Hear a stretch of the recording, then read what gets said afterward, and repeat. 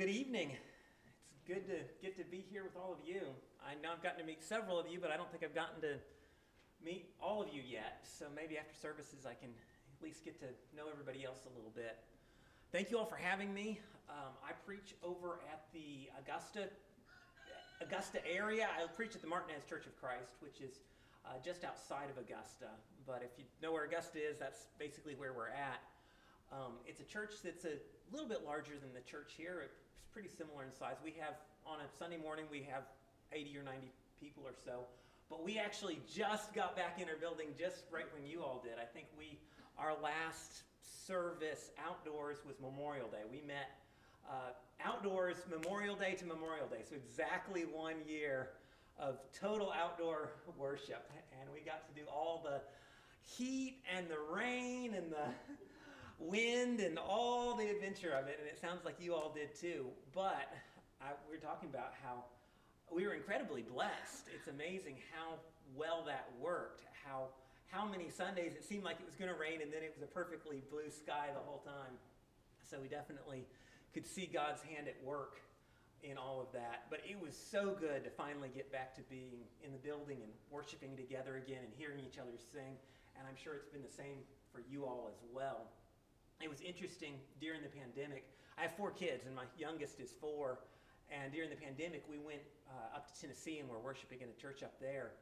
And I was telling my daughter, my 4-year-old daughter Joy, that we were going to be worshiping in a church building. And she said, "We're going to do church in a church building? That's so weird." So it's amazing how you just get used to certain things, and that just becomes normal. Tonight, we are going to be in the book of Obadiah. And I know you all divided it up to where the different speakers would get different books. And I feel like I got the easiest one of all because mine's just 1 chapter. It's not only the shortest prophet, but it is the shortest book of the entire Old Testament. So very short. I know with a lot of these other ones that you've studied, you probably haven't been able to read through the whole thing in the lesson. But with this one, it's short enough we can, which will make it a lot easier, and we'll really be able to go through the verses and I think get a lot of great application from it. So I'm excited about this. I think the book of Obadiah does have a huge application for us today. It's one of those books that's neat because you can learn so much from looking at the historical context of it, but then once you understand that and you start applying it to us, it becomes very practical. So Obadiah is written to... Do you want me to do interactive or do you want me to do lecture? We didn't talk about that. What do you want? Either way? Whatever you want. Okay. Anybody know who the book of Obadiah was written to? Edom. Yes. So it's written to Edom, and Edom is descended from Esau. So it's a very interesting book because you have a prophet, presumably from Israel, or Judah, presumably from God's nation descended from Jacob, writing a book to the nation descended from Esau. So you've kind of got this, it goes all the way back to this sibling rivalry that you see all the way back in the book of Genesis. But if you think about it, the challenge of being a prophet from the nation of Israel, prophesying to this nation of Edom that never got along with each other at all. Throughout their history, the 2 brothers never got along with each other. As the nations were formed, the nations never got along with each other. When Israel was coming up out of Egypt, they asked Edom, "Can we come through your land?" And they said no. So that didn't really get things off to a great start in their relationship in the land there. But let's kind of look at the location here to get started. So Edom is down here. It's the yellow one down there at the south. The nation of Judah is the blue one just above it. So Judah borders Edom quite a bit right there. They're right next to each other. And Edom, at least on this map, it shows them having a pretty good-sized chunk of land right there. It's not the best land. It's kind of deserty, very mountainous and deserty, whereas Judah's got a lot of nice fields and stuff for animals and crops and stuff. Edom's much more out there in the middle of nothing. Here's another picture of it, another map there. So you can see Judah up there, and then Edom's a big spot right there, kind of starting at the bottom of the Dead Sea. What's the advantage to Edom is these trade routes. you'll see this red line that goes up through it. It's labeled the King's Highway. That was a very important trade route for people going from Egypt or up to Moab or all the different, just going through that whole Fertile Crescent area.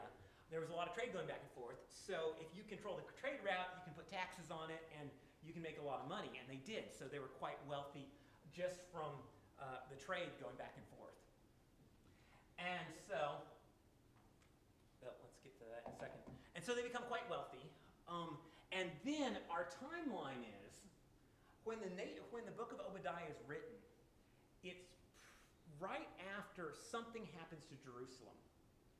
Presumably, it's after Jerusalem is destroyed by the Babylonians. Now, some people will say, well, maybe it was one of the earlier times that Jerusalem was attacked, and that's possible. I feel like it was read through it fits so much better with the destruction of Jerusalem. So that's the context that I want us to kind of picture with this, is, when the Babylonians came in and they attacked Jerusalem and took everybody away captive and decimated the whole place, burned down the temple, all of that. That's kind of the immediate context right before the book of Obadiah is written. Now, knowing the kind of relationship that the Edomites had with the Israelites, what do you think their reaction would have been to this event? What do you think the Edomites' reaction would have been to seeing their neighboring nation get decimated by the Babylonians? Gloating. Yes, absolutely. They were ecstatic about it. In fact, we're going to learn here in the book of Obadiah, it sounds like they were not only ecstatic about it, they jumped in and helped out and actually joined in the Babylonians in beating up on Israel a little bit. Now, the book of Obadiah is going to tell us that, but it's not going to give us a lot of details. There are some other Jewish writings which may or may not have been based on fact, but some of the other Jewish writings claimed that the Edomites were actually the ones who set fire to the temple when it was destroyed. So if that's the case, it wasn't just that they sort of were on the sidelines watching. They were right in the thick of it, beating up on Israel. So that doesn't sound so good. And that kind of gives us the background for this book of Obadiah. So let's get into it. Let's start with verse 1. The vision of Obadiah, thus says the Lord God concerning Edom. We have heard a report from the Lord, and a messenger has been sent among the nations. Rise up, let us rise against her for battle. Behold, I will make you small among the nations. You shall be utterly despised. The pride of your heart has deceived you. You who live in the clefts of the rock, in your lofty dwelling, who say in your heart, who will bring me down to the ground? All right, in this first section, what would you see as the pride? I just gave it away. I was going to say, what would you see as the sin of Edom? The sin of Edom I was going to ask for was the pride here. It seems like the first thing that he really brings out in here is their pride. That seems to be the problem. And there we go, Edom's pride. That's the first one I really want to focus on here. You see that there in verse 3. The pride of your heart has deceived you. Now, this prophet opens up, like a lot of other prophets, of doom and destruction. He says he's calling for the battle to come upon Edom. You're going to be destroyed. And he says the reason here is, he says, the pride of your heart has deceived you. You who live in the clefts of the rock, in your lofty dwelling. All right, so here's a question. What would living in the cleft of the rock have to do with pride? Yes, very much so. It was an extremely well-defended position. And so we've got some pictures here. This is really, really neat to see. Oh, we've lost connection. It's working on my phone, but not working up there. All right. Well, you can imagine the pictures. Let's see if I can reconnect it. Oh. All right, let's see here.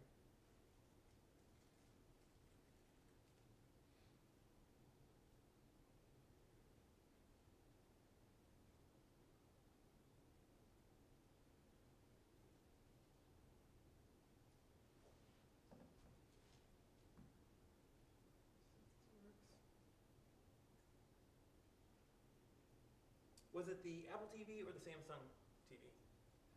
Apple TV. All right.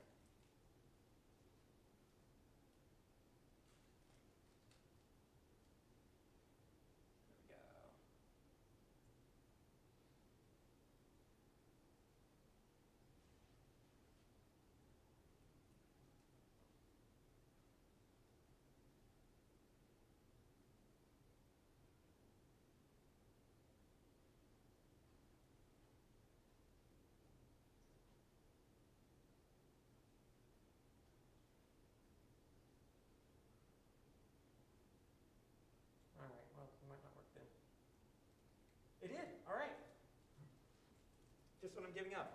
All right, there's a picture. That is the land of Edom today. You can go there today, and that's what it looks like. So when he says, you dwell in the cleft of the rock, I mean, that's the rock. So you imagine in ancient warfare what it would be like to try to attack a city built on a mountain like that. I mean, it would be impenetrable. I mean, we're not shooting bombs at this or anything. I mean, if you're trying to scale that rock and attack them, I mean, no wonder they felt invincible. Or here's some other pictures. I mean, it's a very desolate area here. And, I mean, it's just all rocky, mountainous stuff. I mean, think about fighting a battle in that kind of area using bows and arrows and slings and that kind of stuff. Later on, the nation that actually took over after Edom built a lot of buildings and tombs into the rock and carved them right into the rock. Now, we don't know if Edom did that, but at least the nation after them, which does kind of fit with, like, you dwell in the cleft of the rock. Like, the nation after them basically actually had stuff built in there. Now, here's a narrow mountain pass. I mean, you can just imagine trying to fight a battle in there. And there's another picture today of how they built stuff right there into the rock. Okay, so thinking about this very strategic position, and what it's led to is it's led to pride, is that nobody can possibly defeat us. Look at where we're at.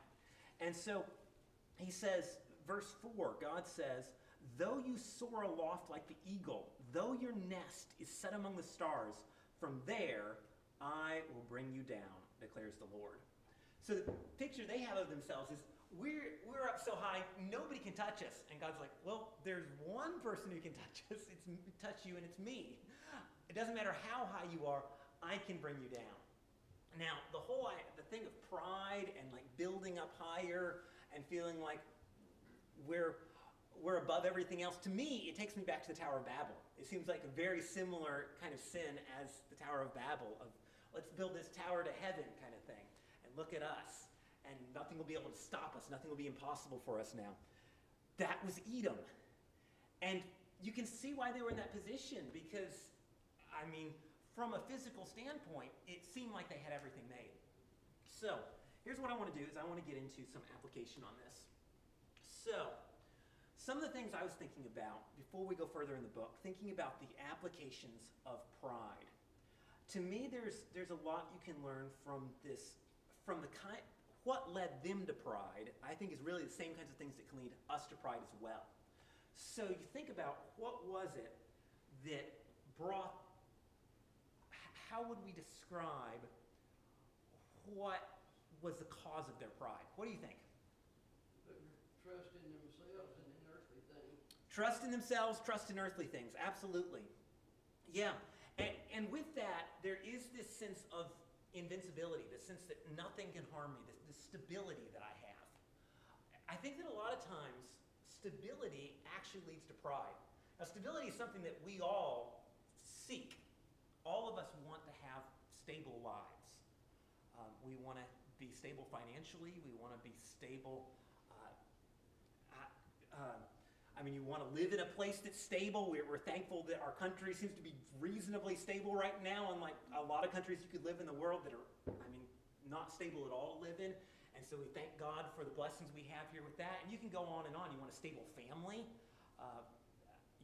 You just list all the different things that we want stability in our lives. And they felt like they had that stability. Nothing could bring them down. Now, let's talk about what pride does to us. Here's some different areas where I think pride makes us, where things that cause pride in our lives. One thing that we could put our trust in is our planning and preparation. I feel like this is very similar to Edom's sin here, is that what they trusted in was, look at this fortress that we have built. Look at how well defended we are. What could possibly come against us? We've got it all figured out. We've got this area so well secured, no one could hurt us. And it's very much putting trust in their own ability to plan this out and have that, own the high ground and all those kinds of things. So that's one thing. Another thing is we might put our trust in is money and possessions.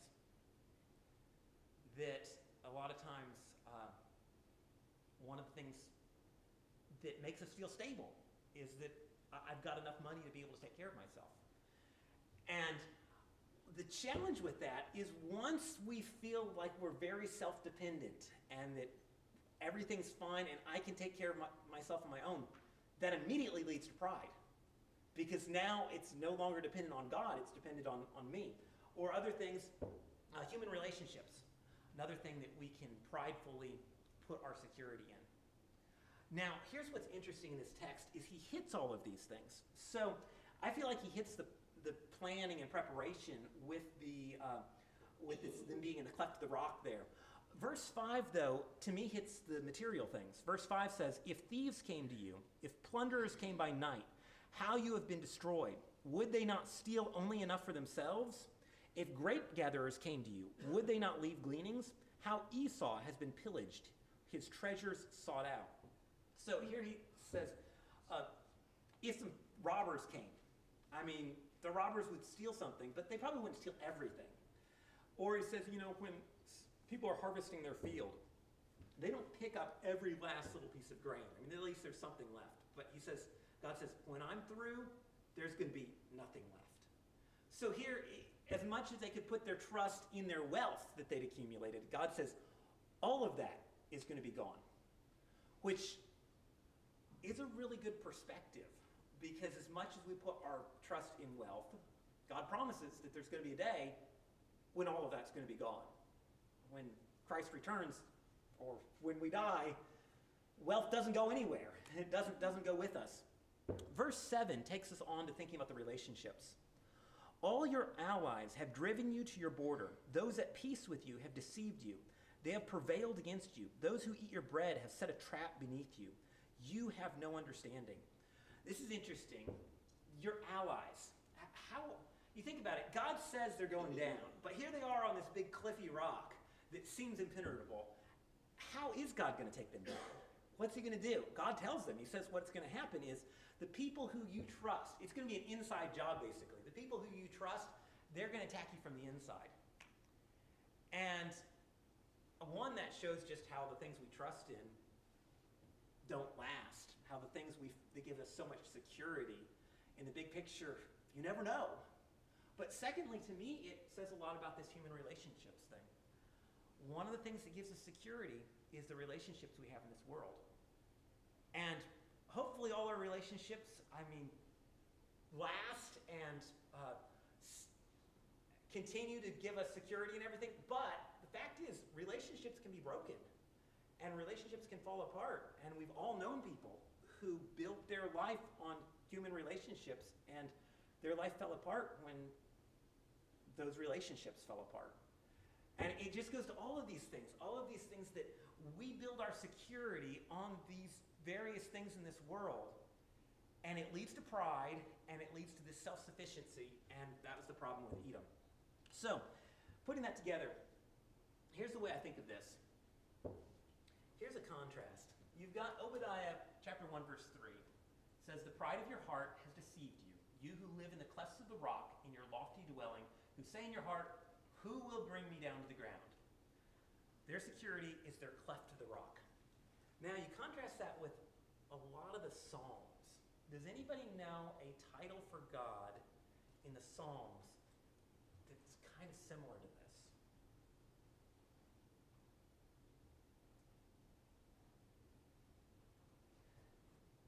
All right, God is often called something that's totally inanimate. It's a strange title for God. The rock. So here's a verse in the Psalms, and there's many verses like this. Psalm 18, verse 2, the Lord is my rock and my fortress and my deliverer, my God, my rock, in whom I take refuge, my shield and the horn of my salvation, my stronghold. In this psalm, he's using terminology that's very much based on the human experience at that time of, if you have a rock, you are protected. In a battle environment, if you're hiding behind the rock, you're safe. But then the psalmist here in Psalm 18 says, God is my rock. He's my rock, he's my fortress. So he's not just saying, he's like some little pebble. No, rock like the Edomites' rock, the fortress kind of rock. He's my fortress. He's my deliverer. He's the one who wins the battle, my refuge, my shield, all of those things. And so here you kind of have these two opposite ways of looking at this. Either my rock is those physical things that I trust in, or my rock is God. Where's my security, basically, is the question. And it should be God, absolutely. What we see with Edom is if my security is over here, it's going to lead to pride. That's what leads to this kind of arrogance, is once I feel like I'm safe, nothing can happen to me, that leads to a prideful attitude. Really, this whole idea of feeling like I'm safe is a self-deception. Because anything that you could possibly trust in, your money, your family, your any other kind of relationship, your job, anything you can put your trust in can fail. And we all hope and pray that they won't. But for any of us to put our trust in something here in this life is ultimately a self-deception, to think that that's something that's impenetrable, because everything can fail. And that's why the only thing that lasts is that relationship with God. And while we can get some earthly satisfaction out of the things in this life, the only thing we can truly put our trust in is that relationship with God. All right, any thoughts on that before we keep moving through the text? Yeah, go ahead. I think that's why we are one in 1 John chapter 2, verses 15 and 16. Love not the world, neither the things that are in the world. We are told what they are: the pride of life, Yeah. the lust of the eye, the lust of the flesh, is not of God, but of the world. Absolutely. Yeah, good point. Good connection. So that the world will pass away. Right. It does not last. Yeah. All right, well, let's keep going here. So that brings us to verse 10. And let's start reading in verse 10. Because of the violence done to your brother Jacob, shame shall cover you, and you shall be cut off forever. On the day that you stood aloof, on the day that strangers carried off his wealth, and foreigners entered his gates, and cast lots for Jerusalem, and you were like one of them. But do not gloat over the day of your brother, in the day of his misfortune. Do not rejoice over the people of Judah in the day of their ruin. Do not boast in the day of distress. Do not enter the gate of my people in the day of their calamity. Do not gloat over his disaster in the day of his calamity. Do not loot his wealth in the day of his calamity. Do not stand at the crossroads to cut off his fugitives. Do not hand over his survivors in the day of distress. All right, let's talk about Edom's crime here. This paragraph right here is describing, here's what they did wrong. Now, we've seen the attitude that they had that was wrong already, the attitude of pride.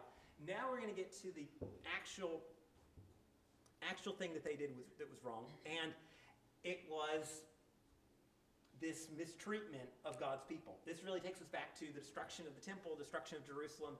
Edom was right there with them. Now, it's interesting the way this progresses. He starts it out by saying he's punishing them because of the violence they did to their brother Jacob. But then he goes on and he describes it. And he describes it in ever-elevating terms. So it starts out kind of not so bad, but gets worse and worse. So it starts out with the day that you stood aloof, verse 11. You stood aloof. So they're being hurt, and you're not doing anything about it. But then it goes on to, at the end of verse 11, when foreigners entered their gates and they cast lots for Jerusalem, you were like one of them. So now it's not just that you're stepping back and letting it happen. It's like you're kind of part of the group that's doing it. Then verse 12, do not gloat over the day of your brother. So now it's not just that you're kind of there present, it's now you're happy that it's happening. You're gloating about it, that it wasn't you and it was them. And then it gets worse. Then we have in the end of verse 12, do not rejoice over the people of Judah. Do not boast in the day of their distress. I mean, it keeps getting bigger and bigger. Gloating, boasting. As you keep going down here, we've got gloating again in verse 13.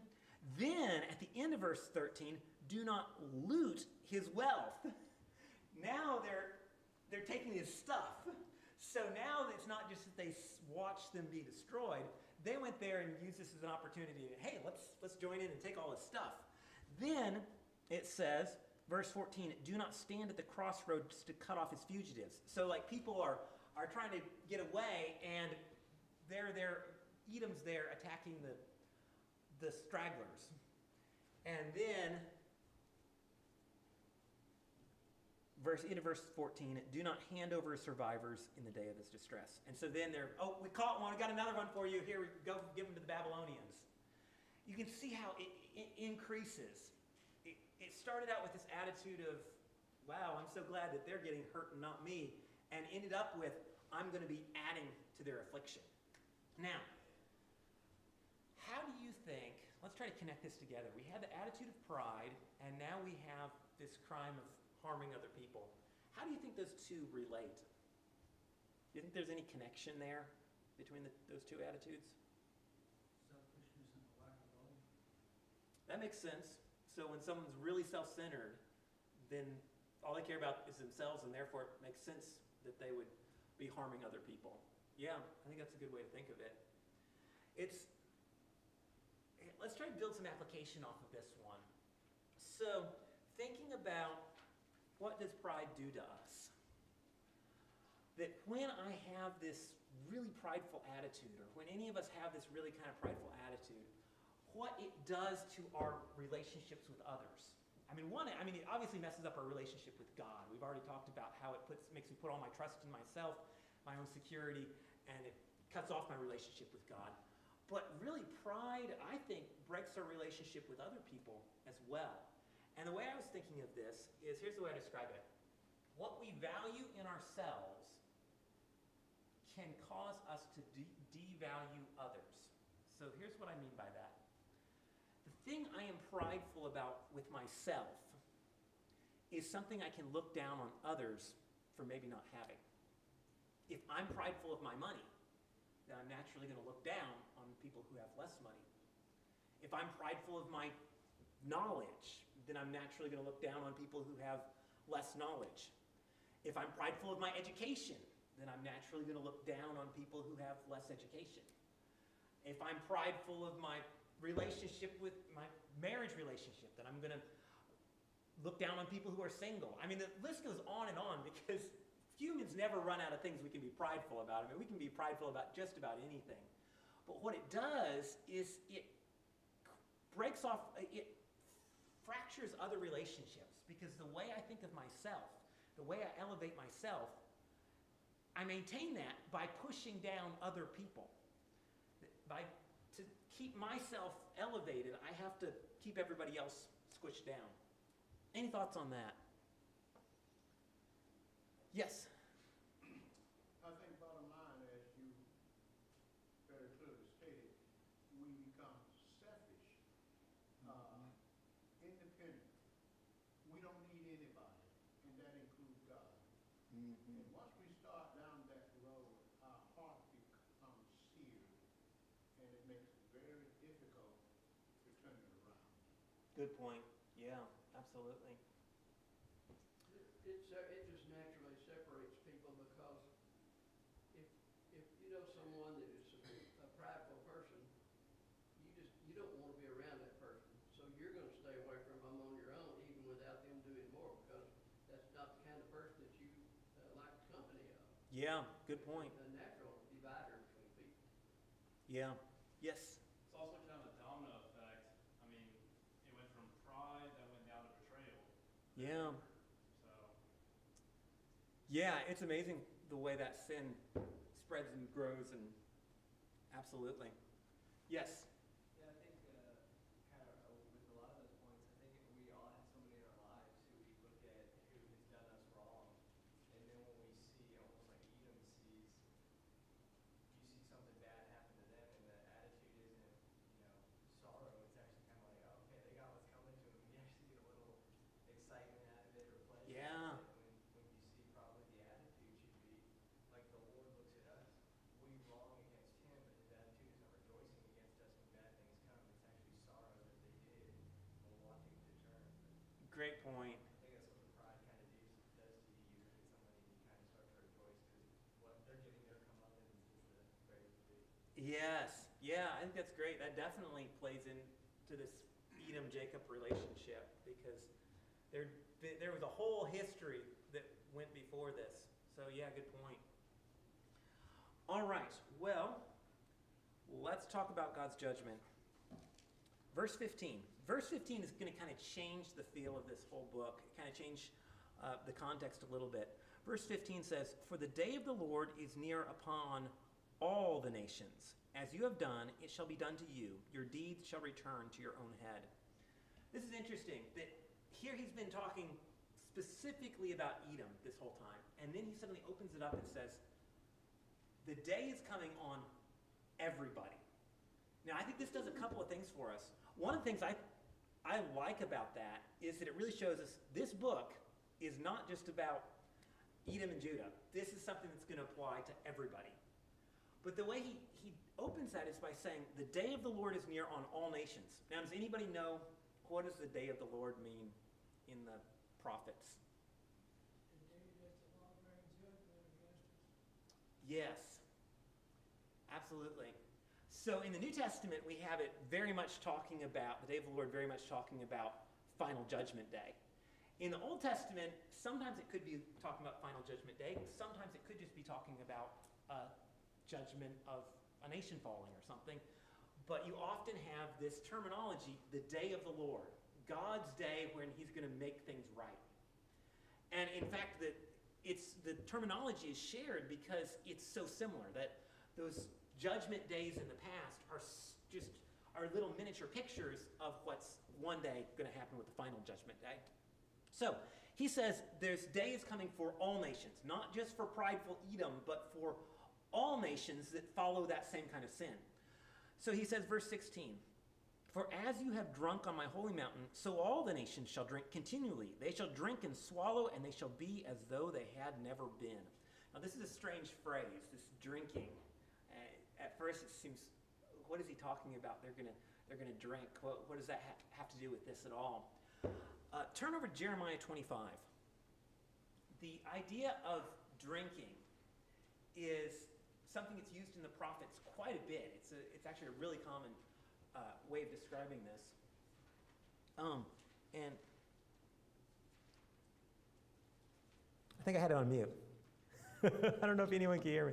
Can you hear me differently? Does it sound like it's on now? Yeah, but I checked earlier. You sounded fine. Okay, all right, good. It's just even better. All right, good. All right, so Jeremiah 25 uses this exact same terminology, but he gets a little more detailed in it, so it's really going to help us understand what Obadiah is saying. Jeremiah 25, verse 15, it says, "Thus the Lord, the God of Israel, said to me, take from my hand this cup of the wine of the wrath, and make all the nations to whom I send you drink it. They shall drink and stagger and be crazed because of the sword that I am sending among them. So I took the cup from the Lord's hand and made all the nations to whom the Lord sent me drink it, Jerusalem and the cities of Judah, its kings and officials, to make them a desolation and a waste, a hissing and a curse as at this day. Pharaoh, king of Egypt, his servants, his officials, his people, and all the mixed tribes among them, all the kings of the land of Uz, and all the kings of the land of the Philistines, Ashkelon, Gaza, Ekron, and the remnant of Ashdod, Edom, Moab, and the sons of Ammon." And it goes on. It's this picture, God gives Jeremiah a cup, and he says, I want you to take this around, and everybody has to drink it. And this cup is this cup of destruction. This cup symbolizes you drink it and you die. It's like some poison drink or something. And you're going to take it around, and everybody's going to have to drink this. And he says, I like if you drop down to verse 28, it says, "And if they refuse to accept the cup from the hand to drink it, then you shall say to them, thus says the Lord of hosts, you must drink it." No thanks, I'd rather not. No, you have to. And it's this picture of universal judgment. No one is immune. When God's day comes, everyone is held accountable. Yes, there was a time where they all walked in their own pride and did what they thought was best, and then the day of the Lord comes and everybody drinks of the cup. That's the picture. So, back to Obadiah. He says, as everybody here is going to be drinking from this cup, and he says, verse 17, "But in Mount Zion there shall be those who escape, and it shall be holy. And the house of Jacob shall possess their own possessions. All right, with this day of the Lord, you always have two concepts. You have judgment on the wicked and salvation for the righteous, which is why it fits so well with the final judgment day, which all of these days of the Lord previous are kind of building us up towards that topic. So you have this, everyone's going to be judged, and God's going to win, and the righteous will be rewarded. And so he talks about here now how Mount Zion, there's going to be people who escape. There's going to be that remnant that survives. All right, here's what he says, verse 18. The house of Jacob shall be a fire, and the house of Joseph a flame, and the house of Esau stubble. They shall burn them and consume them, and there shall be no survivors for the house of Esau. For the Lord has spoken. Those of the Negeb shall possess Mount Esau, and those of the Shephelah shall possess the land of the Philistines. They shall possess the land of Ephraim and the land of Samaria, and Benjamin shall possess Gilead. The exiles of his host of the people of Israel shall possess the land of the Canaanites as far as Zarephath.